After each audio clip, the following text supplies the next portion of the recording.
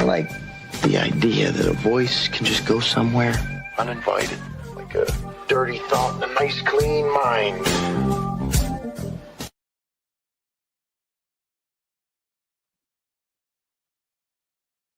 Welcome back, everybody. I'm Jay. This is the Liberal Lens, and we have a special guest that we have Ellect here for you today, the young professor. How you doing, man?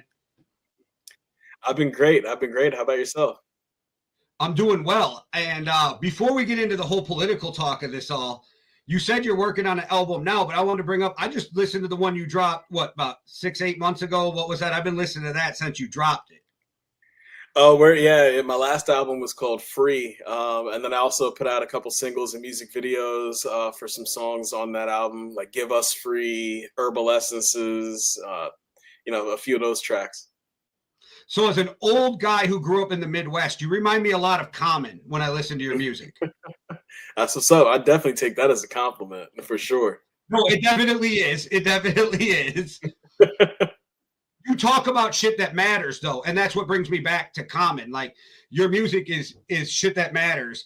I know some people would call it like conscious rap, but I don't think that's what it is. I think it's literally just rap that's talking about what you're experiencing. Yeah, I mean that's at the essence, what the purpose of the art form is to talk about our experiences, share our stories, and hopefully help to inspire other people to do enough to help change this world for the better. Yeah, so everybody who doesn't know you, you're a professor, you're a hip hop artist, you're part of the Zulu Nation. Like, I don't want to let this get away from everybody. You have your doctorate, so you do a lot of different things. Yeah. I've been rapping and producing and DJing for a long time now. I've had a few evolutions of myself in that space, but the final form, so to speak, has been Ellect, Ellect. And that's the name I've been rapping and doing a lot of my music under for the last 8 or so years now.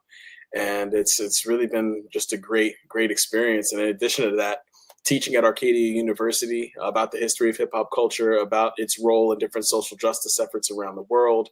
Also teaching a study abroad course, being able to bring students over to London and meet with different artists and performers and producers and just creatives of all types over in London has been a great experience as well too. So yeah, it's been a really fun journey.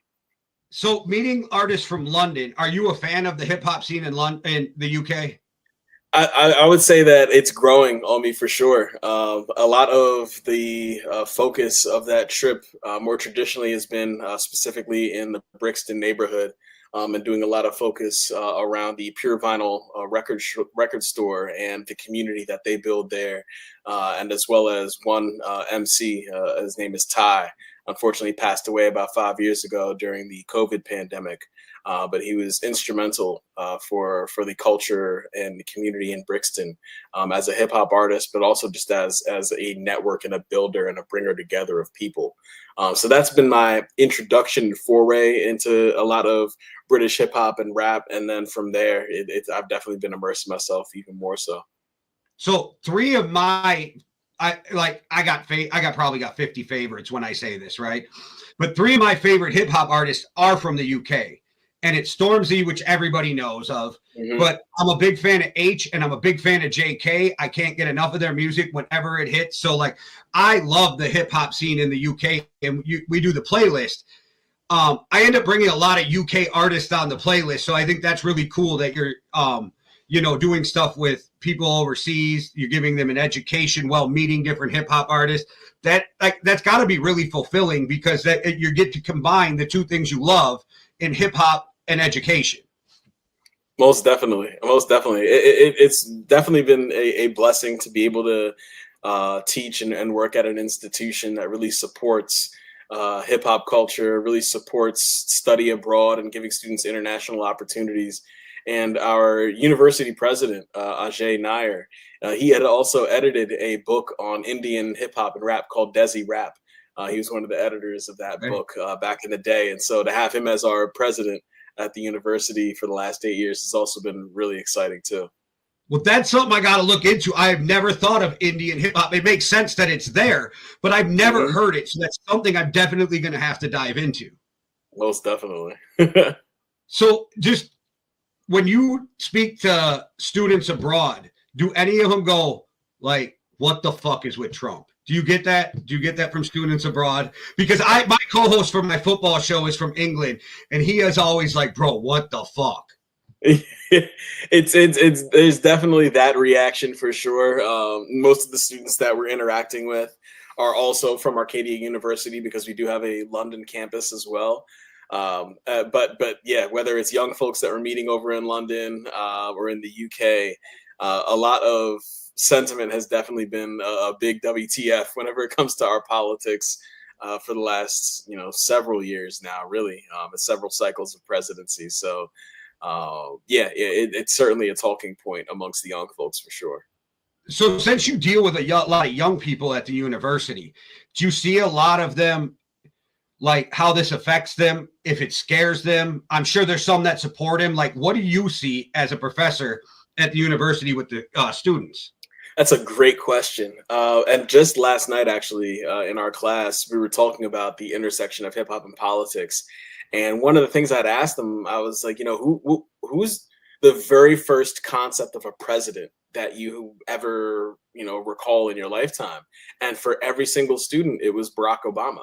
They have no concept of presidency prior to Obama. Yeah, nice shirt. Yeah, very timely. But yeah, Obama, Biden, and Trump are the only examples of presidency that they've existed through.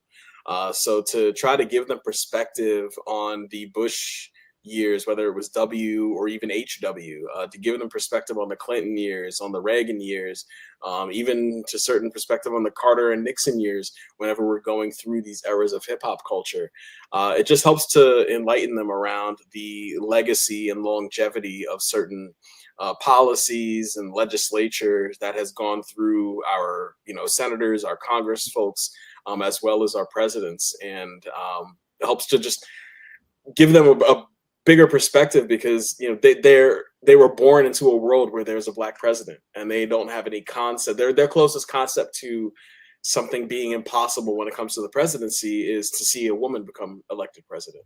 So it was a really engaging conversation we had last night, but it was also illuminating for me just how recent their experience with politics is.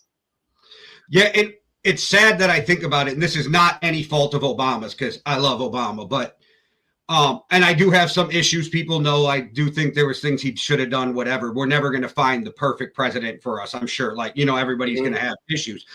Yeah. But it's sad to me to think about it because I feel like that's when the real vitriol in politics started, is when the right was really mad that a black man was elected president, and it has just gotten worse. I was born in 78, so the end of Jimmy Carter, don't remember shit.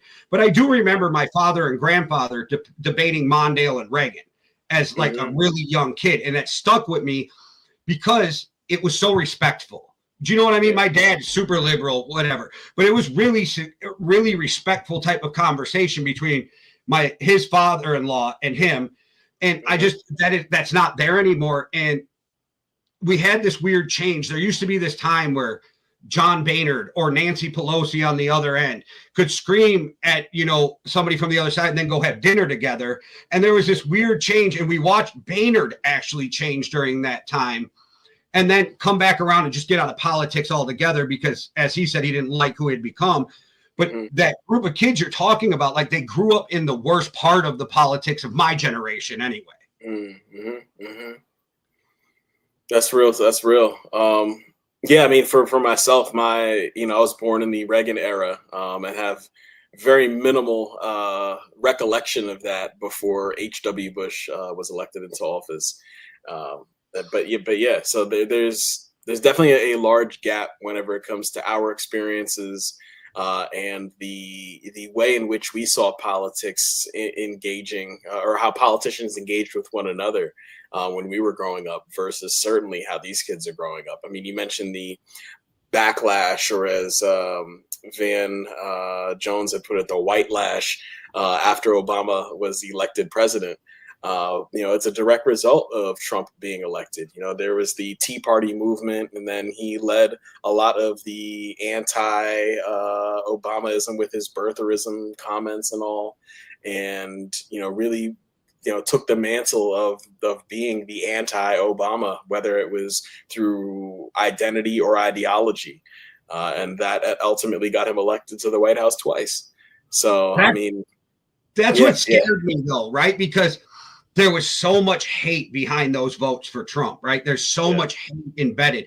And I'm not saying every single person who voted for Trump is a racist, but it is odd that every racist voted for Trump, right? Like we're at that point, so you're on the same team with these people. And that's the thing that makes me go, how are you thinking? Like, what are you thinking? But it scared me in the fact that I thought we had come so much farther in this country, and that it liberated so much hate that it really scared me.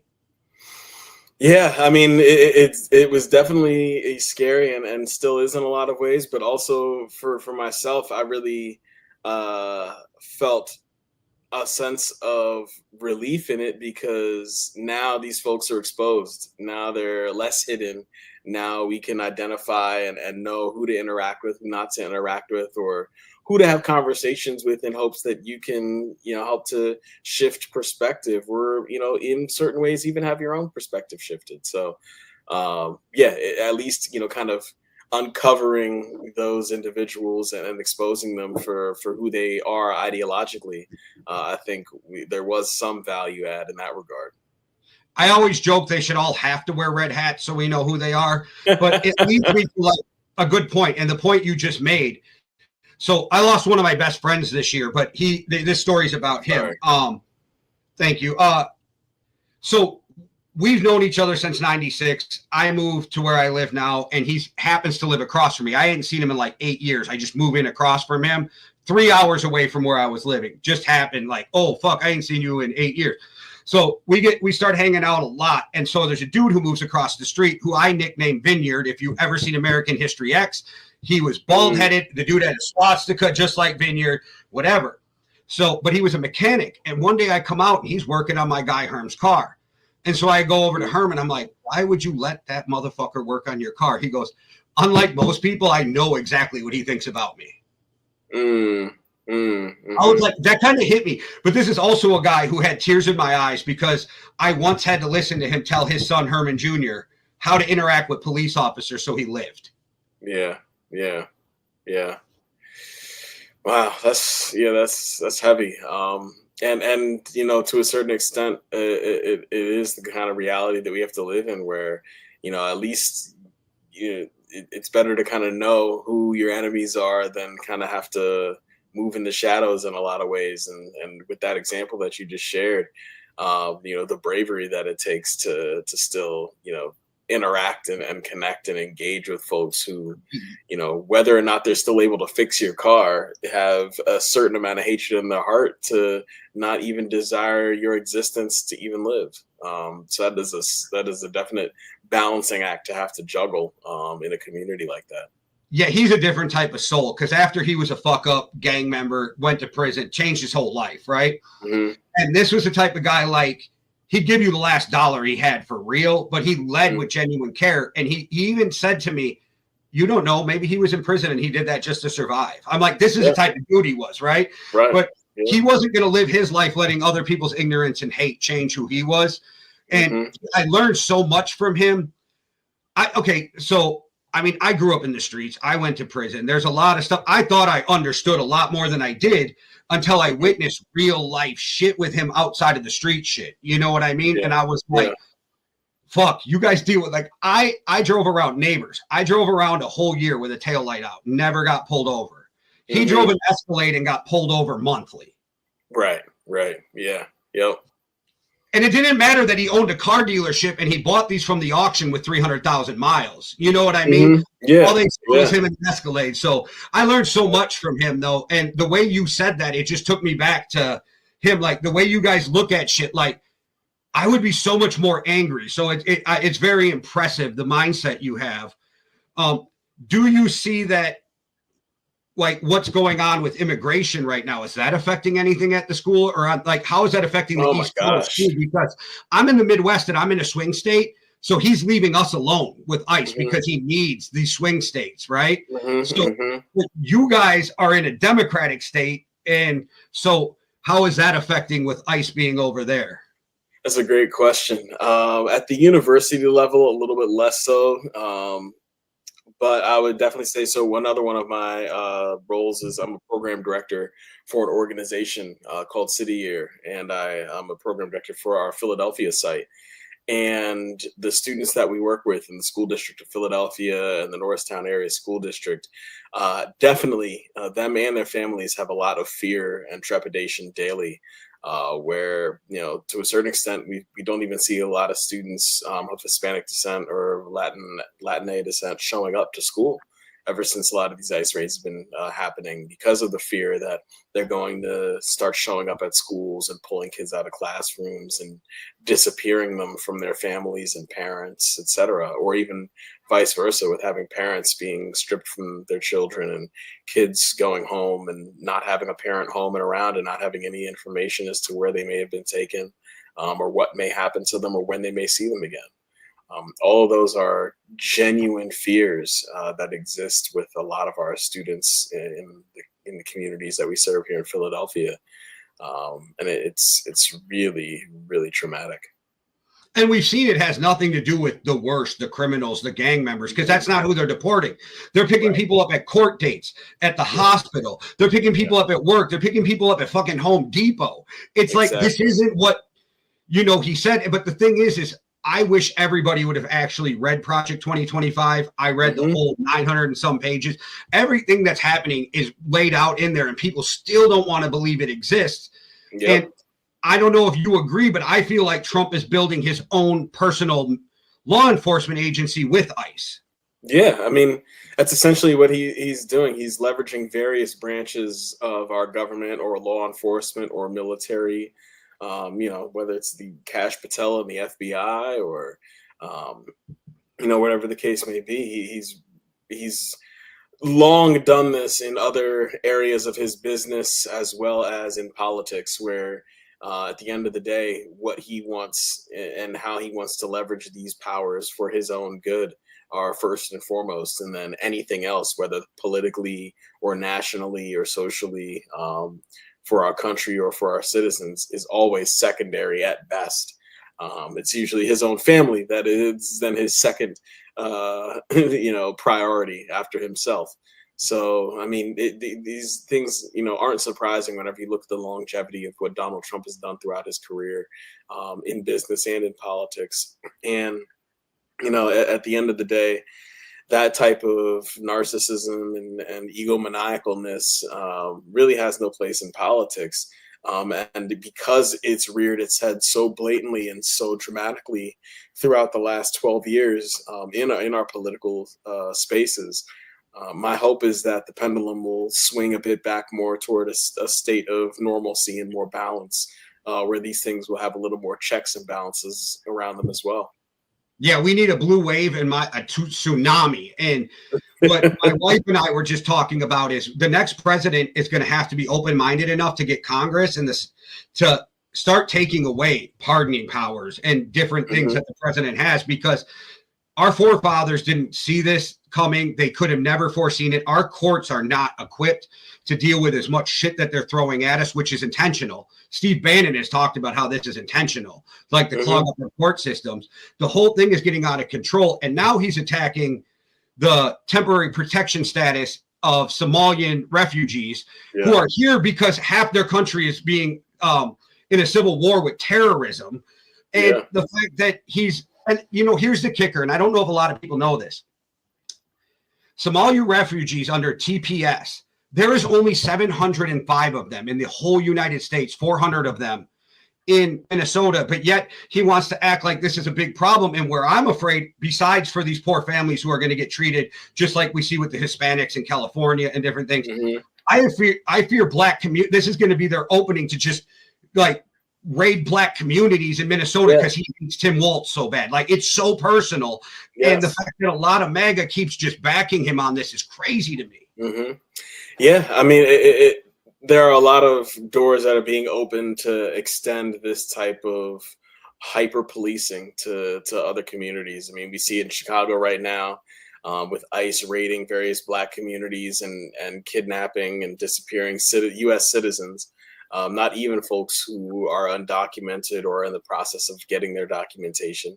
Folks who were born in this country and are full on citizens of birthright and have been their entire lives, still being thrown into vans, still being disappeared, still being taken without due process and arrested without due process. So, yeah, if there are more ways in which he can open those doors to continue to abuse communities in the way that he has, I'm sure that he's going to continue to take it, because in many ways, without those doors being opened, he's still doing it. So, it's we're definitely in a critical time in this country, for making our voices heard and really putting up significant resistance. Yeah, it's getting to a point where it's like it's so blatant. I don't know how anybody can say it's not anymore. It's because he doesn't like Tim Walz and he doesn't like that Minnesota's a blue state. He Hmm. attacked California because of his tantrum about Gavin Newsom making fun of him and trolling him, which is absolutely epic.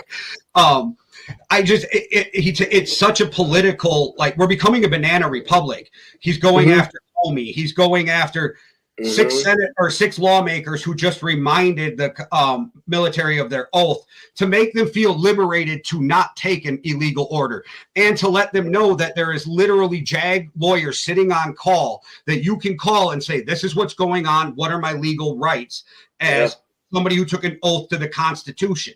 They didn't take an oath to deep throat Donnie. Okay, you're probably above that kind of thing. I can't help myself with that. I'll be nicer. But like they didn't take an oath to him. So the fact that he's trying to call for their execution, and the fact that Caroline Levitt does the most verbal gymnastics I've ever seen to, like, he said it, but he didn't mean it. This is the scary shit, though. Like, he can say Yeah. anything he wants, and anybody else would have been held to such a different standard. I missed the time Hmm. where our biggest scandal was a tan suit. Right. Yeah, yeah, or a tan man at that.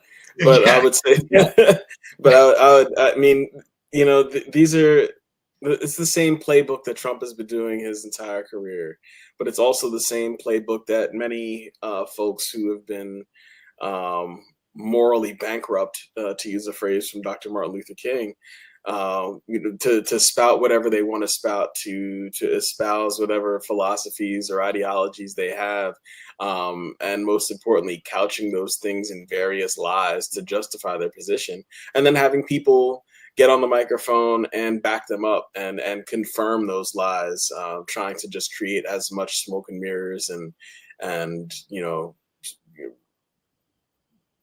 doubt and sowing a lot of doubt in people, knowing, and it's really just widespread gaslighting in a lot of ways. We know what we see, we know what we're experiencing, we know who is causing these issues, and whenever those individuals get called out, or their actions justifiably get them in hot water, then they lie their way right out of it, or just, even if they don't get out of it, they just continue to lie as they dig themselves deeper, and expect that inevitably we will just be so frustrated with the misinformation that we start to doubt ourselves and if we're even right or not. And by the time we get to that point, then there's a whole other swath of things that they've already done and atrocities they've already committed that we need to focus on, but we hadn't even addressed the previous stuff. And that's all part of the game plan as well, just to keep a fire hose of things coming at us. That way, when we're trying to address one issue, that in order to solve the problem takes a systemic effort and oftentimes more long-term requirements for that solution to happen. By the time you even can address and try to fix that one thing, 12 other things have already occurred, and we'll never, theoretically, we'll never be able to catch up to that, and that's their goal. yeah, you're playing whack-a-mole from the beginning, right? And that, like, Hmm. that Steve Bannon has already admitted that was part of the idea of coming in. And Steve Bannon's like the only guy who admitted Project 2025 was real, and nobody believed him. I'm like, really? Like, he said it, like, and you're believing Stephen Miller? Like, Right. okay, that doesn't. Stephen Miller to me is one of the most evil people on the planet, but that's neither here nor there. With I mean, I really believe that he's actually the one running our country because I don't think Dementia Don can keep up with what's going on right now. I also believe, though, the reason he was our president twice, and as horrible as this sounds, I think there are so many people who refuse to vote for a woman that had something to play into it. And it certainly did. When Biden stepped down, I was very happy. When they announced Kamala, it wasn't about Harris that I had a problem with. I was just like, I don't think she can win because, again, I don't trust America. And that's why I was screaming for Newsom or Shapiro, but like that never happened. Do you think the election turns out the same? And I know we're just guessing. If it wasn't a female, do you think Trump still wins? Because I think, sadly, we're in a country that still wouldn't vote for a female over a racist. Yeah, I think that Trump still would have won. I think that I think Kamala had a better shot over Gavin Newsom or anybody else, considering she was the incumbent vice president.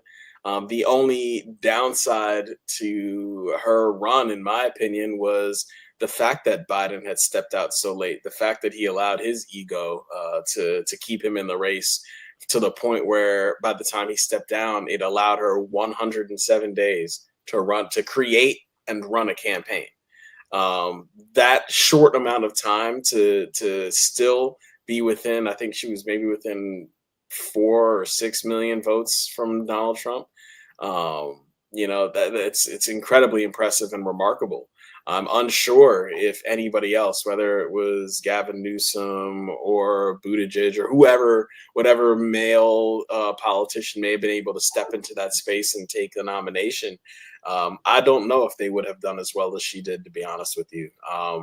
I do think that the continued backlash and the way in which the Biden administration kind of capped off their 4-year term definitely set the stage for people to, whether or not they were, super MAGA or even just fairly independent in their mindset, to want to go back to a space in which they felt financially a little more secure.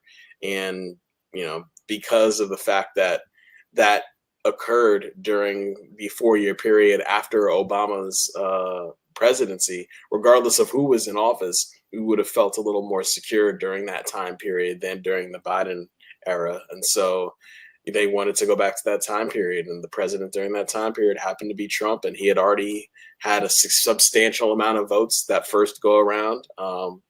And so it's a hard wave to beat. Biden barely beat him. So it's kind of just the greater understanding of where we are socially and ideologically as a country. And then hopefully, due to the amount of just significant amount of mistakes that he's made and his administration have made, and the amount of corruption that has already been uncovered throughout just this first year of his second term in his presidency is astounding, and hopefully may cause more people to have a better perspective on the mistake that they made to elect him back into office. Now, I always say I'm a liberal. I'm not a Democrat. They're just the closest to my belief system. But I think where the Democratic Party fails a lot of the time is they're not good at getting their message across. Like Biden kept going, Bidenomics. And it's like, Biden, I get that we have the best economy in the world right now, but you're not explaining to people how fucked the rest of the world is compared to us. Like, they're not doing a good job of giving a comparison. Like, look, the whole world's economy is screwed right now. We're still on the right track. We're doing better than we were. And to your point, I mean, Ross Perot had something to do with it too. But the reason Clinton becomes president is because all of Reagan's bad fucking decisions all showed up when George Bush Sr. was in office, right? And they weren't even his decisions. Yeah. Part of Trump's ride to like good economy was riding Obama administration's policies. And Correct. People don't wrap their head around how that affects things. But I think the Democrats have a real problem with messaging. They don't do a good job of getting their message out to people. Mm-hmm.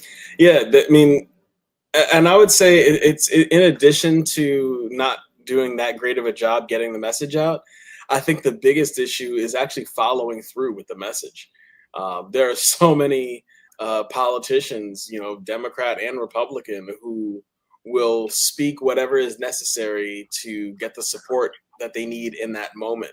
But the amount of follow through with whatever they're using as their platform to gain those votes is often substantially less than we hope for whenever we're making those votes. And so I think that, whenever it comes to Trump and Project 2025 and everything that essentially he was running on, he's following through with that, and people voted for him to do those things. Now, a lot of people are realizing how negatively it's impacting them, and it'd be like, I didn't vote for this. I didn't. Yes, you did. Yeah, you did. You didn't realize that you were also going to be in the population of folks who were negatively impacted, but you voted for these policies. You knew Project 2025 was in existence, whether you wanted to be ignorant of its existence or not. And those who weren't ignorant read about it and loved what they read and continued to vote for him anyway, and now see it impacting their lives. And they're saying, well, I didn't think it was going to be like this. And you can backtrack all you want now, but at the end of the day, that Republican candidate in Trump followed through with what he said. I think there was a lot of desire for more follow through whenever Biden was in office than inevitably we were able to get. Now, granted, was he handcuffed a lot with not having a majority in the Senate? Absolutely. Were there definitely ways in which things could have, if he had, the Senate, the House, and the presidency all in a blue wave, could more things have been pushed through legislatively to create a different world than we're living in right now? Most definitely. And did those things not happen? Yeah.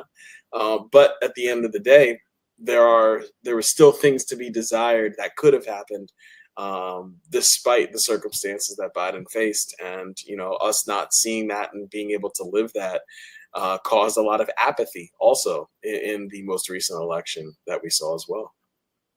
Yeah, and Biden is so moderate that if he was in the UK, he'd be in the Tory party. Like, he wouldn't even be considered on the left, Right. And that's not a shot at him. He's just old, and that's how he grew up. And but he's so moderate that nobody who finds themselves as a liberal had an easy time. Don't get me wrong, I voted for him, but it wasn't an easy time to vote for him. You know what I mean? It was like, I got to vote for the lesser of the two evils, and I'm really sick of that. I'm really sick of feeling it.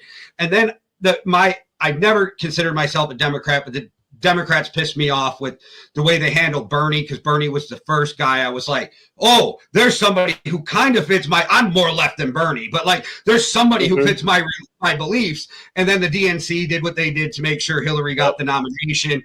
So I didn't love that. That bothers me, but it's like, I don't have another choice as an American. I only get two parties to choose from. And when somebody like Trump is running, voting for a third party is a vote for Trump, because all it does is help him get reelected. In theory, but whenever we look at this last election, mathematically, that wasn't the case. Even if every third party voter had voted for Kamala, she still wouldn't have beaten Trump. I think the bigger conversation piece is around the folks who are registered and able to vote and chose not to. Now, getting your voice heard and voting for a third party, totally go for it. I mean, we need more than two parties to represent our political system. We need that. And the only way we'll get that is the more people who vote for third and fourth and fifth parties. It's just a matter of getting those people who are just choosing not to vote to actually do so. That's the biggest catalyst, because it then puts, the ownership on the minimal percentage, or even sometimes fraction of a percentage, of people who are not voting for the major parties. Yet there is a substantial percentage of the eligible voter population who's just choosing not to vote. But we won't poke that bear. We'll instead poke the ones who choose to get their voice heard in a less popular fashion. No, that's a good point. In this last cycle, I will say, the people who didn't vote, I wasn't trying to get to the polls because they wasn't voting the way I wanted them to anyway. The people around me, because everybody around me who was on my team, we were going. I actually wore this shirt to vote, and somebody wearing "Make America Great Again" went and complained. So after I voted, they asked me to leave, and I said why, and they you're trying to influence votes, and I was like, you know what, I had my daughter who's 26 and her boyfriend with. I said, if they weren't with, we were going to have an argument about no black guys running for president. So how am I going to do it? I said, but did the snowflake, I said, I'm sure it's the snowflake right there who looked at me funny with the MAGA hat. I said, did you tell him he has to take that hat off? And we told him after he votes, he has to leave too. I was like, all right, I'll leave. But like, it upset me. And I was about to make a scene, but I didn't want to do it in front of my daughter and her boyfriend. Yeah. I mean, definitely making wearing socially provocative stuff at the polls can attract attention, or even have folks try to, rattle. Yeah, I did it on purpose. Of course. I meant to piss people off. Like, I wanted you to know which team I was on. Yeah, but I'm not wearing a red hat, so I'm going this route, because I'm never going to get a politician's hat or T-shirt, or like, that's cult behavior. I don't care what anybody says. That's cult behavior, and it's weird to me. Yeah, I mean, we definitely need to do our best, despite the type of society we live in, and social media, etc., and celebrity culture, etc., to really do our best to not idolize individuals, especially in politics. What should be championed and idolized are our collective ideals and our, national moral compass in a lot of ways. Those are the things that need to be the focus and the center of attention, rather than the individuals who are just supposed to be the mouthpiece of the collective. But oftentimes they just make themselves a mouthpiece of their own ideas and their own status, unfortunately. Yeah, and we see this weird thing, like, people don't even care about facts anymore. Like, a good example is Bad Bunny doing the halftime show, right? Yeah, I'm not a Bad Bunny fan. I don't hate Bad Bunny either, but I don't care that he should be. He's so huge right now in the world of music, right?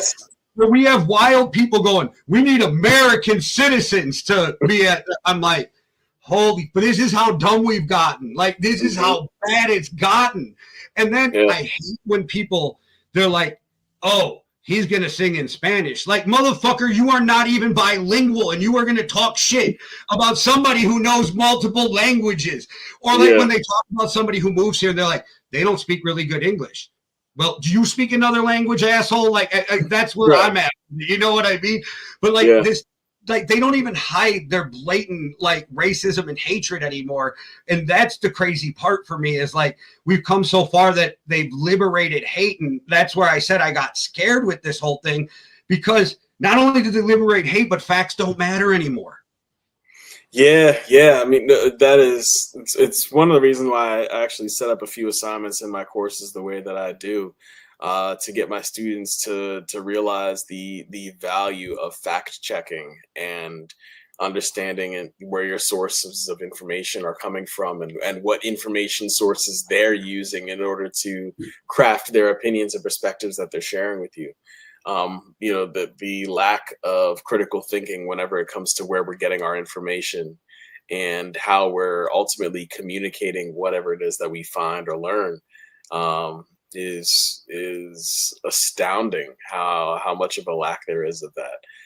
And I think that I've certainly seen it growing. I 100% believe that social media is a big problem area, and one of the reasons as to why our lack of collective intellect exists in the way that it does. These solutions are, the easiest solution is just to unplug and delete a lot of apps and touch grass, as the kids like to say. But reality is, the way in which things are going, it's still going to get a little more worse before it gets better, unfortunately. But it needs to, the end of the day, what we need to do is continue to stay focused on getting better, despite how worse it may get. No, it's funny because I run all these shows. You would think I'm on social media a lot, and the only time I touch it is to share these and interact with people, who comment on them. Otherwise, I mean, unless you count YouTube, because I watch a ton of documentary shit, but I don't really consider YouTube social media, because I'm on my TV, not my phone, commenting and arguing with people. Right. But do you think, so we've learned about what these emails with the Epstein estate, some of them are crazy and point to some crazy shit. Do you think there's a smoking gun in the Epstein files? Do you think that we're going to learn a lot if Pam Bondi doesn't stop these from coming out because of the new investigation bullshit. But if we ever see them, do you think there is a smoking gun in there?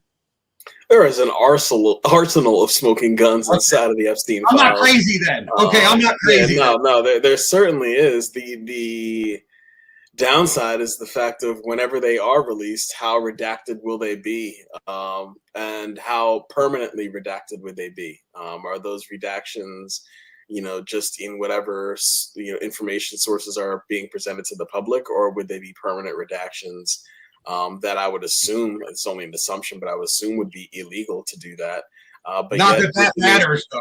Right, I was gonna say, but it's not like this administration doesn't do illegal things already, and so I think that that is one of the fears whenever there was such a quick turnaround in Trump's opinion on the Epstein files. There's been multiple turnarounds. First, he was like, yeah, absolutely, get them out there, expose them. Then he was like, hey, wait, let's pump the brakes on putting that information out there. And I was like, yeah, get it back out there. I think that between that pump the brakes and then put it back out there, my fear and my trepidation is that individuals, in our law enforcement, whether it be the FBI or in our intelligence communities, whether it be the CIA or et cetera, are redacting and possibly permanently redacting a lot of information in those files, unfortunately, before they get released. But we'll see. We'll certainly see. My only hope is, and I'm thinking Pam Bondi is going to stop them from coming out because of this Bill Clinton, JP Morgan, let's investigate a bank with a dead guy. Okay.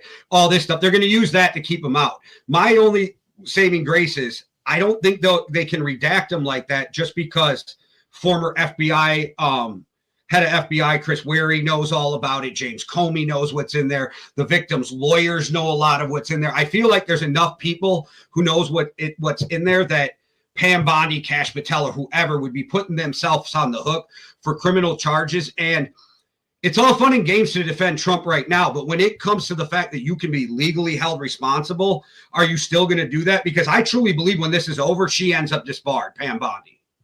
Mm-hmm. I mean, it is certainly a possibility. I mean, Giuliani was disbarred after his working engagements with Trump. Other folks have been, sent to jail because of their working engagements with Trump. And that seems to be also part of the agreement, in ways of helping to protect him. Other folks will lose their licensing or their credentials or even their jobs or even their freedom in order to protect Trump and his ideals. So that's that cult leader shit that's the stuff that makes me weirded out, right? Like you're willing to go to prison or lose your job over somebody who doesn't give a fuck about you, for one. But Giuliani had this weird fall from grace. Like, I'm Italian. Like, there were so many Italians that loved him. Oh, he brought down John Gotti. He fucking was the mayor of New York and did great things. And then he attaches himself to Trump and loses all of that good grace. That is wild. Yeah. And it's certainly what happens whenever a lot of you can look time and time again at the individuals who have hitched themselves to Trump's wagon. At the end of the day, he seems to be the only one, standing at the end of it all, him or his family members. And it's all self-serving, but Marjorie Taylor Greene jumped ship because she's like, you ain't taking me down, buddy. Yep. And then now after she crossed the threshold of being able to get that, government pension, she's now saying, peace out. I'm out of here. Resigning from public office. I still think she's going to run for senator because AOC dropped that ball on us. That's why the fallout with her and Trump started. She wanted to run for senator. Trump said no, and it pissed her off. And then all of a sudden she was all for the Epstein files, and AOC did a TikTok. If you all missed that, I did a video. You can go find that on the page. But yeah, where I show AOC dropping the T, as she said, about why. So maybe she still makes a run for senator, but it's a wild time in MAGA. They're kind of eating themselves up right now over the Epstein files. And I keep getting these dumb responses like, oh yeah, well, Bill Clinton's in the Epstein files. Okay. And lock him the fuck up too if he did something. Right. Nobody on the left is defending anyone who's in the files. That's the wild thing to me, is like, how is your excuse that somebody else is in them? And then we have Meg Kelly trying to normalize sleeping with a 15-year-old on national TV. Like, they're already setting up for what they know Trump did to try to ease the blow on how, well, they weren't 5 or 8. Right. Yeah, it's absolutely disgusting. Again, it's the risks people will take to help protect him, because he represents the ideals that they hold very dearly. That's the scary part, right? Because nobody wants to admit that they're racist and they're hate-filled. But like, unless you're fucking rich, why did you vote for him? Like, I get there was some dumb people who voted because, like you said, economically, the farmers baffle me the most. He caused a problem and then gives you a bailout last time, and you still vote for him again, thinking that he's not going to cause a problem. And now you're worse off because your ass didn't read Project 2025, where they said they wanted to cut the legs off of the American exports. Like, this was all in there, and then you guys still voted for him. And again, because we need farmers, it's going to fall on us to bail you out. Yeah. Yep. I mean, because for most of America, because most of America is white, the fear of losing whiteness is scarier than losing rights. Wait till they find out what color Jesus was. I mean, it's not like folks don't already know if they read the Bible. It's just a matter of choosing to go with whether you believe he had, skin of burnt brass and hair of lamb's wool, or if you where he was geography tells us where he was located. Not a fucking white guy. Yeah, his family exiled in Africa. So. Well, wait till they find out that written language and numbers were created by non-whites too. Like, wait till they find out the true history of what was created in Africa. Yeah, you can't go hide in Africa if you're blonde-haired, blue-eyed. Written language invented in Africa. Like, wait till they find that shit out. Like, that's the stuff that baffles me. Is like the history of it. Like that. Did you see that meme that was going around? Saying now Madami, now that he's elected mayor, is going to make everybody learn Arabic numbers. And I was laughing. Right. And people were so, like, triggered in the comments. And I was just like, and I don't argue with people for the most part, because you're not going to convince ignorant people of real shit. But, like, I am just like, there is no way this many people believe that. But we did get proof this week of what we've been saying on the left for years. Russian bots all over, and Elon accidentally exposes it. Yeah, I thought that was awesome. I'm glad that X is now showing the location of where these accounts are originating from, especially so many MAGA accounts coming from the Middle East or Russia or all these other areas. But yeah, there was something you were just mentioning. It triggered a thought, and the Arabic numerals and all of that. I mean, yeah, it just goes back to exactly what we were talking about before with folks and holding on to ideology versus actually just being comfortable with what the facts are. Folks not realizing that our numbers are, of Arabic origin, or even most of the constellations in the sky are Arabic names. Math being algebra, science being alchemy. These are all Arabic derived words. We don't think about these things because we're willfully ignorant in a lot of ways. Do you think some of that is systematic? I have this theory, and you can tell me if you disagree as an educator. I think they're systematically dumbing us down K through 12. I think they're intentionally doing it. People think I'm crazy, but people think I'm crazy over other shit than that too, so I'm okay with it. But I think they're systematically dumbing us down because I taught my kids so much shit growing up that they weren't teaching, and I literally got calls because she went to Catholic school because we paid for an education and there wasn't any other private schools. They got mad at me for some of the shit I taught her, even though I taught her the true history of pilgrims because she's part native. And they called me about, how are you teaching a fourth grader that the pilgrims were killed and murdered? And I'm like, because it's what happened, and I don't lie to my kid. Yeah. Yeah. And there's nothing wrong with teaching your kid, historical fact versus what they may be learning in school. And and in certain ways, that is a ideology of the opposite side of the spectrum as well. They may be learning about, equality and diversity and, different value systems inside of the school. But whenever they go home, the parents are like, yeah, you learned that at the school, but that's not what we're doing in this household. Right or wrong, every home has the right to do that. And it's just a matter of being able to create and establish school systems, and even more so than school systems, just general, information sharing, whenever from a space of integrity, whether it's the news or whether it's entertainment programming or music.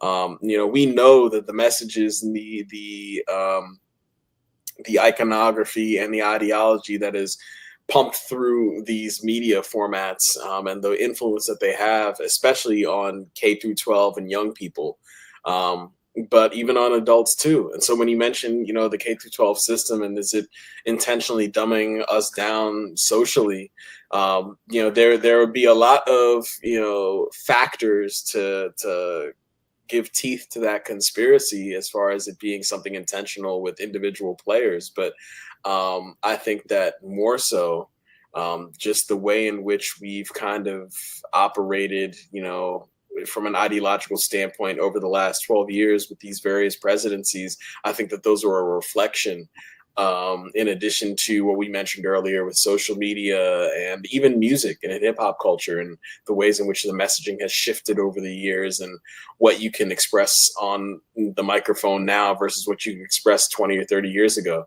I mean, the fact that our federal government was actively banning 2 Live Crew from being able to perform because they had sexually explicit material, yet you can hear some of the most detailed and graphic sexually explicit material on songs today that children in elementary and middle schools are singing constantly because it's a Billboard hit song. And they're much more graphic than the things that were being federally prosecuted, or at least brought in front of judges and, court systems for obscenity, just 30 years ago. So I think that whether that's intentional or not is certainly debated, but it exists, and there's definitely outcomes and consequences of that we are seeing in young people whenever it comes to having knowledge of history, or even knowledge of self, or integrity and self-respect, or accountability.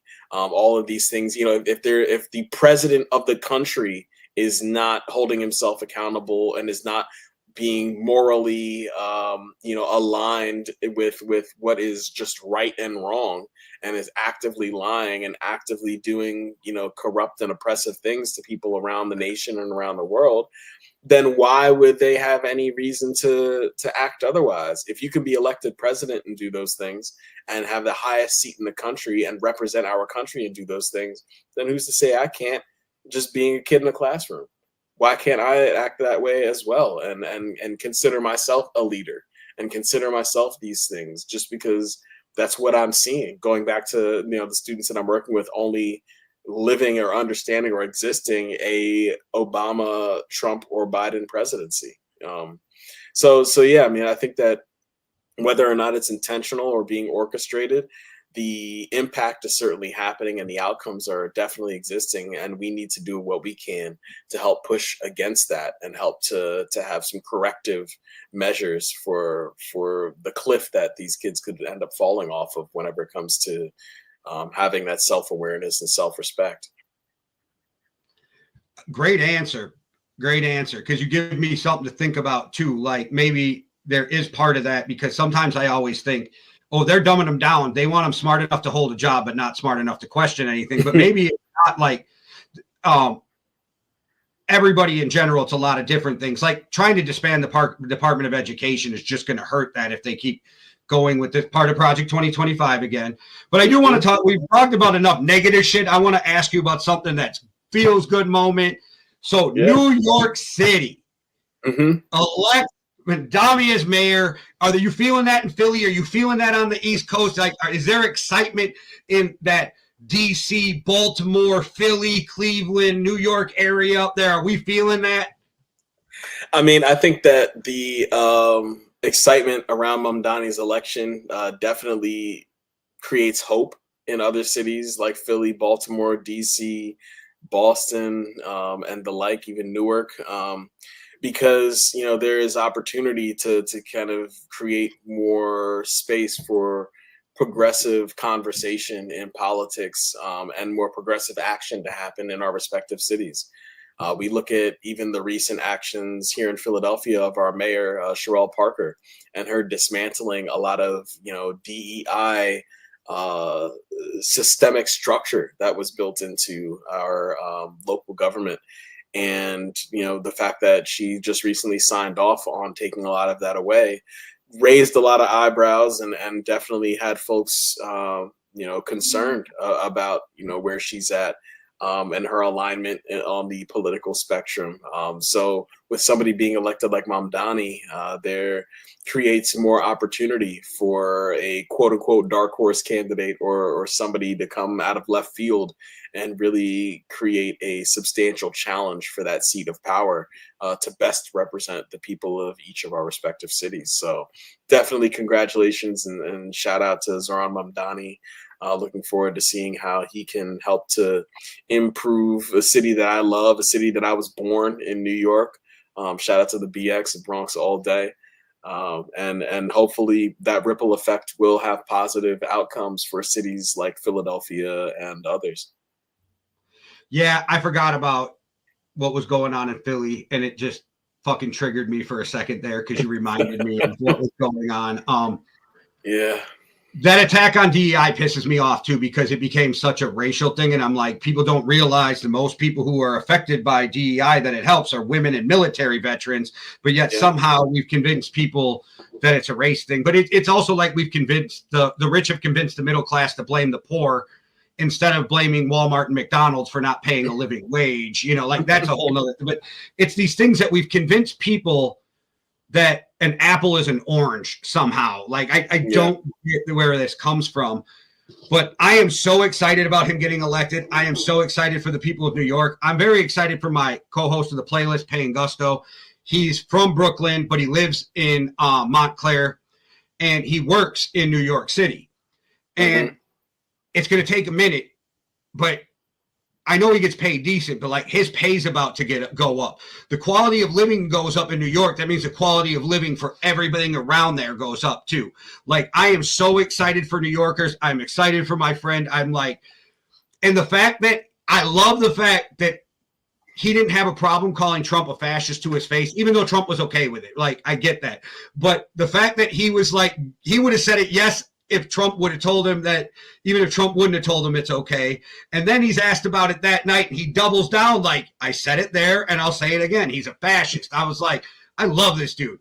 And the fact that he got called a communist and he didn't bat an eye because somehow during the Cold War, we convinced people that communists and socialism are the same thing. Again, education. Like, it's an educational thing. I try to point out to people, like, if you hate socialism so much, then stop having your roads plowed, stop having your sidewalks fixed, stop having your garbage picked up, stop having police officers. You know what I mean? The list goes on and on, but people don't grasp that the U.S. is already supposed to be a socialist democracy. Right. Yeah. I mean, and it goes back to the point of just, how aware are we of the options we have too?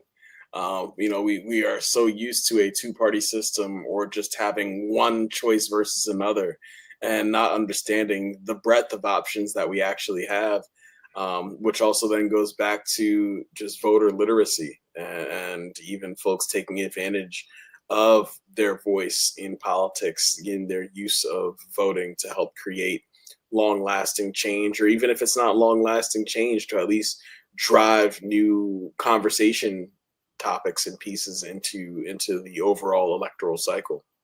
And the reason I think his will be long-lasting is because he went out in the communities. He talked to people who didn't agree with him. He got the feel of New Yorkers. He built this grassroots from nothing.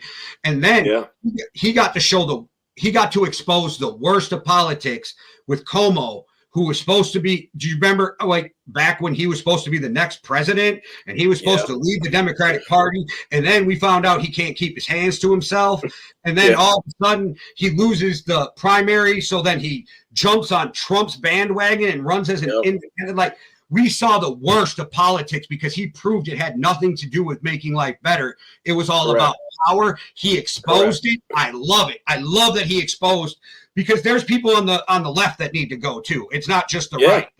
There's people on the left that need to go because they care more about their political power. Also, without going on a huge tangent, term limits, guys. We need term limits for everything. Yep, absolutely. I fully agree. There needs to be term limits to keep, the voice of the people fresh and to keep that representation fresh. There needs to be, just like I mentioned before, just more guardrails around a lot of our political process because of the way it's evolved, especially with the introduction of social media. But even prior to that, we've been for decades been talking about the evolution of technology whenever it comes to weaponry and guns in specific, and how our legislation never kept up with that. And we see the consequences of children and people losing their lives en masse almost daily. And, if we can't do it with guns and saving lives, we're not going to do it with anything, unfortunately. And so it's especially when it comes to saving children's lives and innocent people's lives. With each tragedy comes opportunity, as unfortunate as each tragedy is, but yet we're still not taking the opportunity to really make a difference like we should. Yeah, and I got two more questions for you, and then I'll let you get up out of here because I appreciate your time. One, you reminded me of this when you brought up the guns, even though it has nothing to do with it. Did you see Alex Jones's new thing where he came out and said, I'm an inch away from not supporting Trump anymore? An inch away. Like, what does that statement even mean? The second he made fun of a disabled reporter, we all should have been done. But the second that Billy Budd fucking tape came out from the bus, we should have been done. Like, exactly. I don't understand this inch away thing. But the guns made it brought up because of the Sandy Hook thing with Alex Jones. But how crazy is it that people still listen to a guy like that? I mean, I don't know if it's too crazy just based on all the crazy things that happen in this world, but I do think that at the end of the day, people need to feel justified for however they feel. And if Alex Jones is the one that you can listen to help justify the way that you feel, then people are going to tune in, as unfortunate as that may be. All right. One more question. Nothing about politics, really. More hip-hop criminal related. We haven't talked to you since. What do you think about the whole Diddy thing? How do you think that played out? Like, what are your thoughts on Diddy having baby oil parties locked up right now? Okay. Well, I mean, it's very interesting how that case unfolded and ultimately concluded. Yeah, I have opinions on that. I mean, for the abuse that he conducted against Cassie and other women and other men, and whether they be boyfriends, girlfriends, or sex workers, that the abuse of other individuals, it definitely warrants consequences. And he's serving jail time as a result of that. But as far as his personal, vices and enjoyments, whether it's having the baby oil parties or whatever he was doing in those late night sessions and those freak offs or whatever, I mean, that's his business. But whenever that line gets crossed and becomes abuse and becomes sex trafficking against the will of other individuals, whenever it becomes drugging and raping individuals, that type of abuse can't go unpunished, and it's unfortunate that it seems that he really took it that far, if not further, in certain circumstances. And so he's definitely suffering the consequences of his actions in a lot of ways. And my hope is that lessons can be learned from all, whether it's him or even just folks, like myself, who even, enjoyed, what Diddy was bringing to the table whenever it came to his business or music or the like. I enjoyed listening to Biggie and even Diddy's music whenever he had his own solo rap career, back in the day. Or I enjoyed Ciroc, De Leon, all these other, I used to rock Sean John back in the day, all of those things, that we just did as part of the culture, just, whatever the case may be. I mean, those businesses and those ventures, unfortunately, can't overshadow or supersede the violence that people unfortunately commit at times. And so, yeah, he's suffering the consequences of his actions, and hopefully he learns from them as well. Yeah. So my feeling on it is I'm with you. The Cassie stuff, the drugging, not okay with. I don't give a shit about flying adult hookers in, male or female. I don't give a shit. Everybody is consenting at that point. Like, I don't care. Right. But he did cross the line with a lot of that. And he had so much iconic shit in the world of hip hop for us growing up. I mean, we all are going to equate cheesecake with Diddy for the rest of our lives, right? We're all going to equate like dancing in the videos and being exciting and energetic. I do have some animosity, maybe is not the right word, but towards Diddy for the way he handled Mace, because I think we lost a lot of great music. I don't like the way he handled Craig Mack, who was one of my favorite rappers growing up. Agreed. But he got a lot from Diddy, and I think that the sentence was fair. I think he got a fair sentence for what I think he actually did. I said on the playlist 5 to 10 years for the shit he did. I don't care about the hookers. I only care about the people unwillingly being drugged or beaten. Then other people have taken heat for this. Meek Mills will never have the same reputation, no matter if it's true or false. Right. Usher's got to deal with some shit moving forward. And now we all feel bad for Justin Bieber, even though we don't know if anything happened. Correct. Yeah, there was a lot of fallout that resulted from that as well, too. What about in the indictment? I don't know if you read it. I read the indictment. So they busted him with a bunch of illegal guns with the serial number scraped off that were automatic. That's a life sentence if they convict him on it. Do you think they hit him with those charges when he gets on his right before he gets out? Do you think they held those back so they had a second bite at the apple, or do you think that's something we never hear about again? That's a great question. To be honest, just knowing how folks who are in such elite positions of power like Diddy are, and even thinking about previous legal hot water he's gotten himself in, I wouldn't be surprised if somebody else took the fall for those guns. It wouldn't surprise me. There's probably multiple people, non-family members, who could also claim that they resided at the house and that they ended up, being the person that had those guns in there and take the fall for him. Whether or not they were his or not. So, I mean, and maybe that's why they don't charge him. Maybe they can't prove whose they were. Maybe that's why a charge never came. That would actually make sense. I never thought about that because I'm like, why didn't they charge him? That's like the headshot when it comes to like a court case, right? That's the kill shot. You got him for all these weapons and they never charged him. So maybe I never thought of that. I like that you brought that up, though. There might have been too many people who could have took the blame and they'd have never been able to pin it on one person. Yeah, like with T.I., when they got him on gun charges, is because they set him up in a sting in like a parking lot. So they had probable cause in that moment, but it would be hard to establish that for finding them in a house that many people resided in or at least went in and out of on a consistent basis.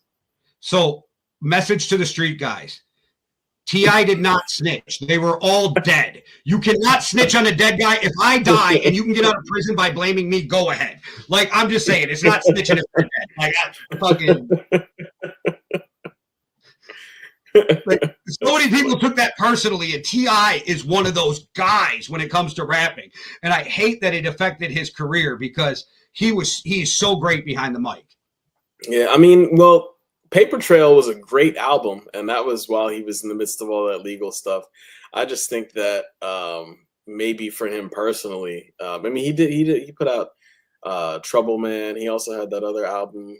But he always gets that now. Every time somebody praises T.I., they're like, he snitched. No, he didn't. No, he didn't. I don't care what. Killing on dead people does not make you a snitch. Terrence the Gangster Williams is not a snitch. Just saying. That's funny. Well, like, I don't know. Like, you snitch on a dead guy, nobody's going to prison. You didn't really hurt anybody, and you get to get out. Yeah, I'm okay with that. Tell on me. But you might have just sullied somebody's name, and they can't defend themselves because they already passed. Like, yeah, they're dead. Who gives a shit? I'm dead. I don't give a shit. The people who know me and love me, they ain't gonna change, and I ain't trying to get on anybody's like wish or like Christmas card list after I'm dead. So fuck it, right? Like, just tell on me. if T.I.'s boy gave him that green light to say, yo, whenever I pass, you can use my name to get out of jail, then that's cool. But if he didn't, then it gets a little gray after that. Yeah, see, this is the arguments we have on the playlist, because I'm always like, they're dead, bro. And like, I went to prison because people told on me. You know what I mean? Like, you think I'd be bitter, but like, no, I'm like, they're dead. They can't even like go to jail. Fuck it. And they were all street dudes anyway, like sully their reputation. Put a body on them, like besides the other 12 the neighborhood already knows they have. You know, like the Hot Boys were laying people down. So like, Terrence telling on anybody, that wasn't a shock that any of those dudes were straight killers. Yeah. So I didn't want to overshadow any of the pod by bringing this up before, but your uncle is Neil deGrasse Tyson, and I got to bring this up to you. Bro, I watched that YouTube thing he did about how we might be in a black hole, and it blew my fucking mind, and I hate science. So I love that man because he's the only one that can make science enjoyable to me and tell it how I understand it. So I just wanted to tell you, when you see him, thank him for all of us for doing what he does. Most definitely. I certainly will. Did you watch it? I don't know. He's your uncle. Did you watch it? There's so many videos that come across with him in it, just because how the algorithm works. It was about 2 months ago, and he's talked about how because of certain scientific shit, Earth literally might be in a black hole. Blew my mind. I mean, at the end of the day, anything that happens in space will likely blow my mind because I can only comprehend what my eyes see and my ears hear, you know. And he's the only reason I kind of understand how space is growing at all times. Yeah, I mean, he's the only rean I can too. I've just been hearing those conversations longer than most people. Yeah, he's just got this gift though of making it fun, and making it so the normal person can understand not having the knowledge he has. Mm-hmm. Right. Yeah. And that was inspiring for me and why I do what I do whenever it comes to hip hop culture and hip hop history. Just want to make sure that people have the fullest perspective and understanding of the power of our culture and trying to convey that in as, you know, digestible of a manner as possible for the masses. All right, so tell us about your new project before we get up out of here, because now I'm excited. I didn't know you was working on something else. I listen to your new shit too, but to this day, Old School is still it's full circulation on my playlist. That's awesome, and you know that my song Old School is actually a homage to MF Doom and KMD. They had a song called "What a Nigga Know," and you know my first album as Ellect. Was called Intellectual Property. And so to kick it off with Old School as an homage to all the old school artists, but also to an artist who is definitely very inspirational to me, the MF Doom. It keeps that intellectual, that thought process, you know, that kind of theme aligned with the sound of the music.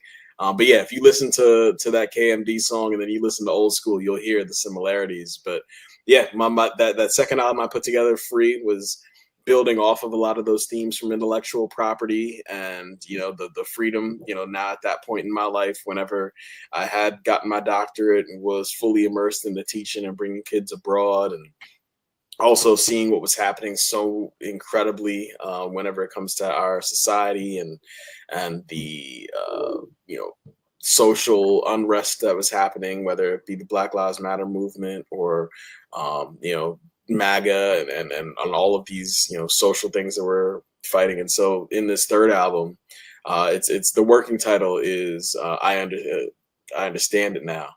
And it's really just based on just a lot of the things that I'm now understanding at 40 and being a father, you know, for the last few years, and just the perspective that I have on this world and really what I understand and my perspective on where I think things need to be, you know, taken in order for us to thrive as a people and to survive as individuals. And so, yeah, I'm looking forward to completing this album. The majority of it was produced by my homie B-Mar, Brandon Martinez from Harrisburg, PA.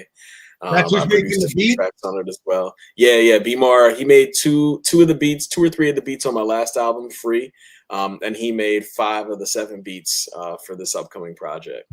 Your last album, I was going to tell you this, the beat selection is on point. I loved it. Thank you. And I really enjoyed that album, and Payne and I played one of your songs on the playlist. Everybody seemed to really like it. And I don't know anybody who hasn't seen it. I did a documentary called Beyond Breonna Taylor, The Corruption of Louisville Police Department. Some of those police have now been held accountable, thank goodness. But Ellect was great enough to let me use his song Black Lives Matter at the end of that, so I appreciate that so much. Absolutely. It was, anything to help keep the message alive and to get justice for those who need it.